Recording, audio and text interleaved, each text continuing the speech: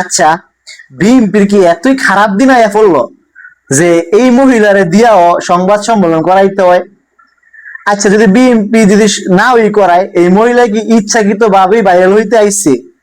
আর এই মহিলার কথাই কি যে এতগুলো সংবাদপত্র আইসা পড়ছে ওর সামনে, ওর টেবিলটা দেখছেন নি? টেবিলটার ভিতরে একবারে মানে এই মাইক গুলা রেখা থুয়ে দিচ্ছে। এগুলা কি আপনি কি মনে হয় সাধারণ কিছু? অবশ্যই না। এর পিছনে কিছু একটা আছে। এই শ্রেণীর কথায় এই শ্রেণীর কথায় এত লোক আসার কথা না, এত সংবাদপত্র আসার কথা না। এই মহিলার পিছে কিছু একটা আছে। আচ্ছা, তুই জামাতের নিবন্ধন বাতিল চাবি, ওকে ফাইন, চাইতেই পারস। তাইলে তুই আদালতে যা, তুই নির্বাচন কমিশনারে যা, তুই প্রধানমন্ত্রীর কাছে যাস কি লেগা? প্রধানমন্ত্রী কি এই নির্বাহী আদেশ দিয়া এই নির্বাহী আদেশ দিয়া কি জামাত ইসলামের নিবন্ধন বাতিল করবো? হ্যাঁ, ফাইজলামানি। এগুলো আসে কই থেকে? এগুলো আসে কই থেকে? মানুষ বুঝে না কিছু।